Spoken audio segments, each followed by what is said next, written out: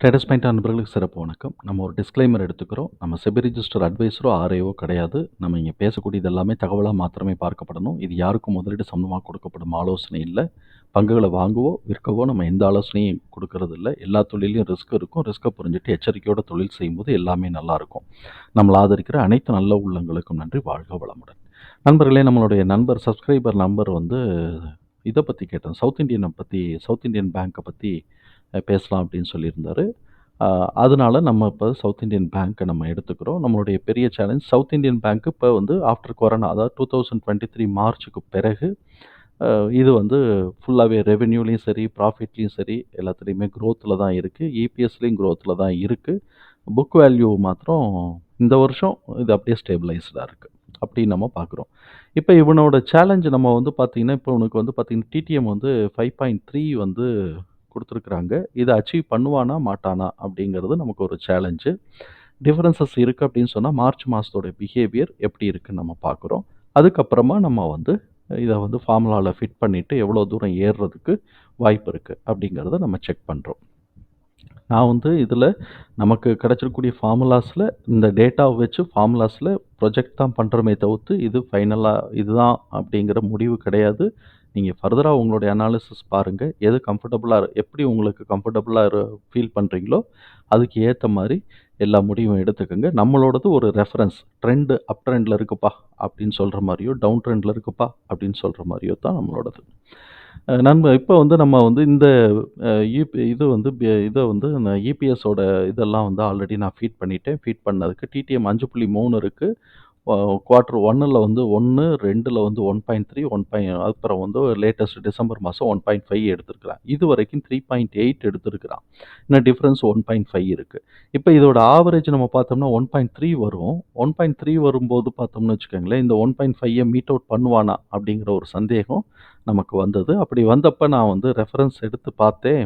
March மாசத்துக்கு இவன் என்ன பண்றான்? அப்படின்னு சொன்னாக்க, மார்ச் மாசம் ஃபுல்லா பார்த்தீங்கன்னா, அதிரி புதிரியா அவன் போன டிசம்பர காட்டிலும் கூடவே எடுத்திருந்தான். இப்ப மார்ச் மாசம் வந்து பார்த்தீங்கன்னு வச்சுக்கோங்களேன், டிசம்பர் மாசத்த காட்டிலும் 1.1 கூட எடுத்திருக்கிறான். 1.1 கூட எடுத்திருக்கிறான். அதே மாரி போன மார்ச்ல வந்தும் அந்த டிசம்பர காட்டிலும் என்ன பண்ணியிருக்கிறான்னு பாருங்க. போன மார்ச்ல வந்து -2ல இருந்து +1 இருக்கு. அப்போ 1.5 கூட எடுத்திருக்கிறான். ஸோ, அப்போ 1.5, 1.1 இது வந்திருக்கு. 2த்தையும் ஆவரேஜ் போட்டா கூட 1.3 வந்து கூட எடுக்கிறதுக்கு வாய்ப்பு இருக்கு. கூட எடுக்கிறதுக்கு. அப்ப இத காட்டிலும் கூட போறதுக்கான வாய்ப்புகள் இருக்கு அப்படிங்கிறது இருக்கும். ஆனா, நம்ம பாஸ்ட் பிஹேவியர வச்சுட்டு ஒரு 1.22ஓ, 1ஓ கூட போகுதுன்னு நம்ம பாஸ்ட் பிஹேவியர வச்சுட்டு இருக்கிறோம். எக்ஸாக்ட் ரிசல்ட் அவன் அந்த பப்ளிஷ் பண்ணதுக்கு பிறகு தான் நமக்கு தெரியும். பட் எனிவே இது வந்து ஒரு ஏறுமுகத்துல இருக்கிறதுக்கு வாய்ப்பு இருக்கு அப்படின்னு கருதுறதுக்கான இடம் இருக்கு. இப்ப இவனுடைய புக் வேல்யூ நம்ம பார்த்தோம் அப்படின்னு சொன்னாக்க 31.9 இருக்கு. 31.9 இருக்கிறதுனால, இப்ப நம்ம இந்த இன்ஃபர்மேஷன மாத்திரம் எடுத்து நம்ம ஃபார்முலால ஃபீட் பண்ணுவோம். ஃபார்முலால ஃபீட் பண்ணும்போது நமக்கு என்ன ரிசல்ட் வருதுன்னு பார்ப்போம். ஆல்ரெடி நான் வந்து ஃபார்முலால ஃபீட் பண்ணி வச்சிருக்கிறேன். ஃபீட் பண்ணி வைக்கும்போது பார்த்தோம் அப்படின்னு சொன்னாக்க, இப்ப வந்து என்ட்ரி பாயிண்ட் வந்து நமக்கு என்ன கிடைக்குது? நான் இங்க ஃபார்முலா போட்டோம். இந்த ஃபார்முலா நான் எப்படி போட்டேன் அப்படிங்கிறதுக்கு ஆல்ரெடி நான் வந்து வீடியோ போட்டிருக்கிறேன். அம் இது இதுல வந்து நம்ம லேர்னிங் வீடியோல வந்து um setting target price, EPS, uh book value, அதுக்கப்புறம் வந்து கிரஹாம் நம்பர். இது 3த்துக்கும் போட்டு ஒரு வீடியோ நம்ம போட்டிருக்கிறோம். அந்த வீடியோல வந்து இதோட ஃபார்முலாலாம் நம்ம குடுத்துருப்போம். நீங்க வந்து அதுல இபிஎஸ்ஸ வச்சு எப்படி கால்குலேட் பண்றது அப்படிங்கிறது நமக்கு கொண்டு வந்திருப்போம். அதுல கூட கிரஹாம் நம்பர்ல வந்து பிஇபின்னு சொல்லிட்டேன். ஆனா இபிஎஸ் தான். கால்குலேஷன்ல இபிஎஸ் எடுத்துக்கிட்டேன். பட் சொல்லும்போது பின்னு சொல்லிட்டேன். இப்ப நமக்கு வந்து என்ன பண்ணியிருக்கு, இந்த ஃபார்முலா ஃபீட் பண்ணும்போது 26.3 வந்து நமக்கு என்ட்ரி பிரைஸ் ஆவும். குவார்ட்டர்லி இது வந்து ஒரு மினிமமா ஒரு குவார்ட்டரோட இதுக்குள்ள நம்ம போச்சு. மார்ச் மாசம் வந்துச்சுனாக்கா, அந்த ஃபர்ஸ்ட் குவார்ட்டர் ஆனுவல் ரிசல்ட் வர்றதுக்கு முன்னாடி, அது வந்து மினிமமா வந்து இந்த ஃபிகர வச்சு, அதுல ரிசல்ட்ல மாறுச்சுன்னா, இது எல்லாமே மாறிடும். இப்ப இருக்கக்கூடியது அச்சீவ் ஆகுது அப்படின்னு சொல்லி நம்ம எடுத்தோம்னால், நம்ம வந்து என்ன வருதுன்னு பார்க்குறோம்.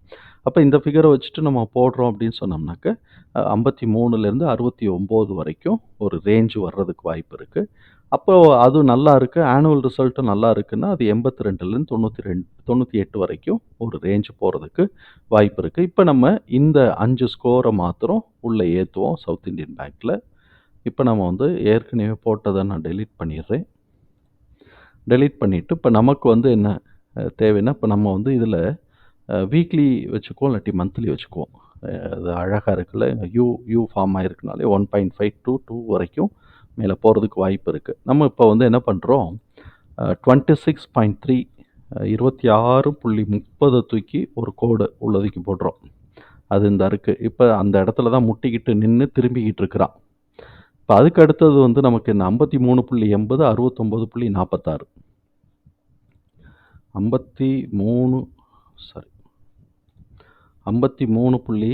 53.80 அதுக்கு ஒரு கோடை போட்டாச்சு. அதுக்கு அடுத்தது 69.46 69.46 அதுக்கு ஒரு கோடை போட்டாச்சு. ஸோ இப்போ மந்த்லியில் நல்ல ரிசல்ட்டு கொடுத்து இபிஎஸ் வந்து டார்கெட்டட் இபிஎஸ் எடுத்தால் இவ்வளோ தூரம் போகிறதுக்கு வாய்ப்புகள் இருக்குது. இதுக்கு அடுத்த வந்து ஒரு ரேஞ்ச் வந்து பார்த்தோம்னா 82.68 98.33 அது இந்த வருஷமே போகுமா இல்லையான்லாம் தெரியாது. நம்ம வந்து நல்லா பார்த்துக்குறோம். 82.68 82.68 82.68 அப்புறம் வந்து 93.8 98.3 இதுக்கு அடுத்து இது வந்து 98.3 98.3 வந்து பார்த்தோம்னா 3 டைம்ஸ் வருது. அதனால் இப்போ வருவானான்னு சொல்ல முடியாது. பட் அந்த ரிசல்ட்டு மாத்திரம் அதிரி புதிரியாக கொடுத்தான்னாக்க சரன்னு ஒரு மாதம் 2 மாதத்தில் ஏற்றி விட்ருவாங்க. இப்போ நம்ம வந்து இந்த இடத்துல இன்டர்வியூ இது வந்து நம்ம கிடைச்ச ஃபிகரை ஃபுல்லாக ஏற்றி விட்டோம். இப்போ நம்ம ஃபிபினாசிலையும் நம்ம வந்து பார்க்குறோம்னு வச்சுக்கோங்களேன். இந்த ஹைட்டிலிருந்து இந்த லோவுக்கு போக்குறோம். இது ஒரு பார்வை ட்ரெண்ட்லேயும் போடலாம். இப்படி போட்டால் 47 வருது. 47ல் ஒரு மார்க் பண்ணுவோம். இதையே வந்து ஒரு ட்ரெண்டில் நம்ம போடுவோம். ட்ரெண்டில் போட்டோம்னு வச்சுக்கோங்க.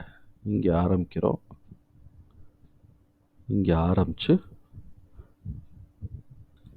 ட்ரெண்ட் வரல. Trend based Fibonacci. இங்கே ஆரம்பிக்கிறோம். இங்கே ஆரம்பித்து இங்கே போயிட்டு இப்படி திருப்பி இங்கே வரோம். அப்படி வந்துச்சுனாக்க கரெக்டாக 55 வருது. நமக்கு வந்தது 53 வந்துச்சு. அதில் 55 வருது. இந்த 55ங்கும்போது நான் அந்த இடத்துல எக்ஸாக்டாக நான் பாயிண்ட் எடுத்தேனாலாம் நமக்கு சொல்ல முடியாது. அதனால் முன்ன பின்ன ஒரு 2 ரூபா 3 ரூபா முன்ன பின்ன இருக்கும். ஸோ அப்போ இந்த மாதிரி ஒன்று 55 இல்லாட்டி 53 இப்படி நம்ம போட்டுக்கலாம். அதுக்கு அடுத்தது போச்சுனாக்க இந்த 68 வருது. இப்போ 47 வந்து இதிலேருந்து 1.61 எடுத்து போட்டால் 47 வருது. 47ல் 46 வருது. 43 46 2 வச்சுக்கலாம். ஏன்னா டேயில் போனோம்னா அதுக்கு ஒரு மாதிரி வரும். ரீசன்ட் சைக்கிள் தானே, ரீசன்ட் சைக்கிள் இதுக்குள்ளேருந்து மாத்திரம் இப்படி ஏறிட்டுருக்கும். நம்ம வந்து ஓவராலாக ஒரு குவார்ட்டர் ஒரு ஆனுவலைஸ்டுன்னு நம்ம பார்க்குறோம். ஸோ இப்போ இந்த இடத்துல நமக்கு வந்து 47ல் ஒரு கண் வச்சுக்கணும். அதுக்கப்புறம் நமக்கு 53 to 55லேருந்து 68 வரைக்கும் ஒரு ரேஞ்ச் இருக்குது. இதை உடைச்சான்னா இந்த இடத்துக்குள்ளே ஏதோ ஒரு ரூபத்தில் மேலே ஏறலாம். அது பாதி கூட ஏறலாம், அது வேறு பிரச்சனை. பட் 68 வரைக்கும் ஒரு ரேஞ்ச் இருக்குது இந்த இதுலேருந்து இந்த இதுக்குள்ளே. அதிரி புதிரியாக ரிசல்ட் ஆனுவல் ரிசல்ட்டெல்லாம் நல்லா வந்துச்சு அப்படின்னு சொன்னால் இதெல்லாம் நான் உடச்சி மேலே போய் 3 மடங்கு நமக்கு வந்து ப்ராஃபிட் கொடுப்பேன்னு சொன்னான்னாக்கா அடுத்த ரேஞ்சு 82லேருந்து 98 வரைக்கும் போகிறதுக்கு வாய்ப்பு இருக்குது. நம்ம திருப்பியும் நம்ம சொல்கிறது தான், இது வந்து ஒரு ரெஃபரன்ஸாக மாத்திரமே வச்சுக்கோங்க. அதுக்கப்புறம் நம்ம வந்து உங்களுடைய அனாலிசிஸையும் நீங்கள் போடும்போது உங்களுக்கு எப்படி கம்ஃபர்டபுளாக நீங்கள் ஃபீல் பண்ணுறீங்களோ அதுக்கேற்ற மாதிரி நம்ம ட்ரேட் பண்ணுங்கள். நம்ம இந்தியாவோட பேங்க் சிஸ்டம் எல்லாமே நல்லா இருக்குது. இப்போ இதை நல்லா பார்த்தோம்னா கப் அண்ட் சாசர் ஃபார்ம் ஆகலாம். கப் அண்ட் சாசர் ஃபார்ம் ஆகிட்டு ஒரு தூக்குச்சு அப்படின்னு சொன்னாக்க இது வாட்டு மேலே ஏறி 68 வரைக்கும் கூட போகலாம். கப் அண்ட் சாசர் போயிட்டு வந்துச்சுன்னா நான் சொல்கிறேன், அந்த டார்கெட் வரைக்கும் கூட போகிறதுக்கு, அதாவது அந்த ரேஞ்ச் வரைக்கும் கூட போகிறதுக்கு வாய்ப்பு இருக்கும். ஸோ இப்போ இது வந்து ஒரு ரெஃபரன்ஸாக எடுத்துகிட்டு நீங்கள் நல்லா அனலைஸ் பண்ணுங்கள். உங்களுக்கு எவ்வளோ தூரம் கம்ஃபர்டபுளாக இருக்கோ அதுக்கு நல்லா சேஃபாக ட்ரேட் பண்ணுங்கள். தகவல் நமக்கு பயனுள்ளதாக இருந்ததுன்னா சங்கருக்கு ரொம்ப சந்தோஷம்தான். நம்மளை ஆதரிக்கிற அனைத்து நல்ல உள்ளங்களுக்கும் நன்றி. வாழ்க வளமுடன்.